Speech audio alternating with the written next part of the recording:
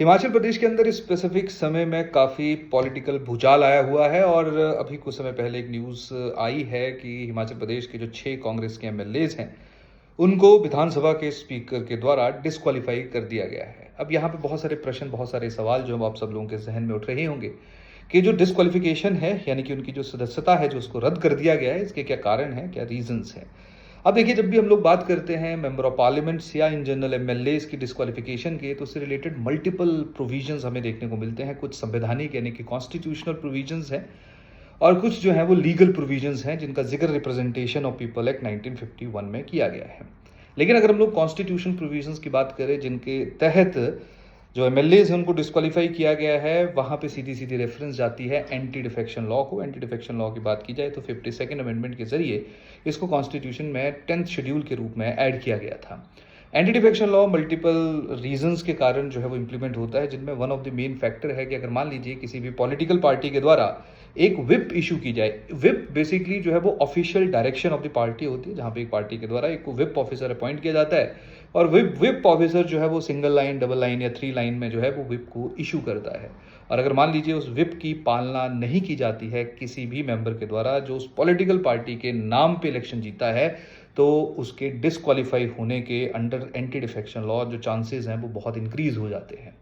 अब जब whip issue की गई थी तो विप से रिलेटेड भी काफ़ी डिस्प्यूट हम लोगों ने शुरुआती दौर में देखा। जब विप इशू हुई तो वो बेसिकली 2 रीजंस के लिए इशू की गई थी। सबसे पहला जो रीज़न था वो था कि जो राज्यसभा के इलेक्शंस थे वहाँ पे भी विप इशू की गई। वैसे इन जनरल अगर हम लोग बात करें तो राज्यसभा के इलेक्शंस में अगर पार्टी लाइंस के विपरीत कोई जाके वोट कास्ट करता है तो उसको डिस्क्वालीफाई नहीं किया जाता है। हालांकि 2003 से पहले की अगर हम लोग बात करें तो वहाँ पे राज्यसभा का जो इलेक्शन है वो सीक्रेट बैलेट के जरिए होता था। सीक्रेट बैलेट का मतलब क्या रहता है कि जब भी हम लोग वोट कास्ट करते हैं, जैसे मैं, आप, हम सब लोग वोट डालने जाते हैं, तो हमारा वोट हमने किसको डाला किसी को भी नहीं पता होता है, ना ही हमें कोई विवश कर सकता है कि हम अपना वोट जो है वो किसी को बताएं कि मैंने ये वोट जो है इसको कास्ट किया है। इसको हम लोग सीक्रेट बैलेट पेपर कहते हैं, सीक्रेट बैलेट कहते हैं। एक ओपन बैलेट होता है। ओपन बैलेट जो है वो नॉर्मली जब सदन की सुनवाई चल रही होती है, जब भी सदन डिसीजन ले रहा होता है, तो वहां पे सबको पता चल जाता है कि किसके द्वारा जो वो किसको वोट कास्ट किया गया। तो 2003 से पहले जब भी राज्यसभा के इलेक्शंस होते थे तो वहां पे सीक्रेट बैलेट यूज होता था। तो अब आप ऐसा समझिए कि जहां पे सीक्रेट बैलेट यूज होगा वहां पे एंटी डिफेक्शन लॉ के लगने के चांसेस ही नहीं है, क्योंकि एंटी डिफेक्शन लॉ तब लगेगा जब आपको पता होगा कि किसने किसको वोट कास्ट किया है।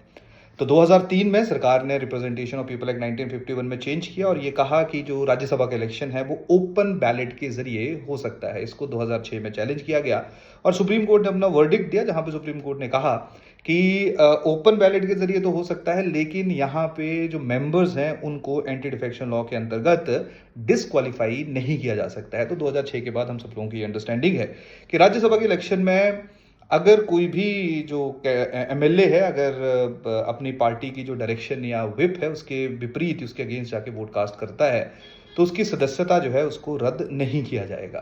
तो यहाँ पे बहुत सारे प्रश्न जो है उठ रहे हैं। पहला प्रश्न यही उठा कि जो राज्यसभा के इलेक्शन है इनके लिए विप क्यों इशू की गई। तो ध्यान रखिए, जो विप वो इशू हुई उसके आधार के ऊपर डिस्क्वालिफिकेशन तो नहीं हो सकती है। क्यों नहीं हो सकती है, मैंने 2006 में जो सुप्रीम कोर्ट का ऑर्डर है उसका जिक्र अभी थोड़ी देर पहले किया।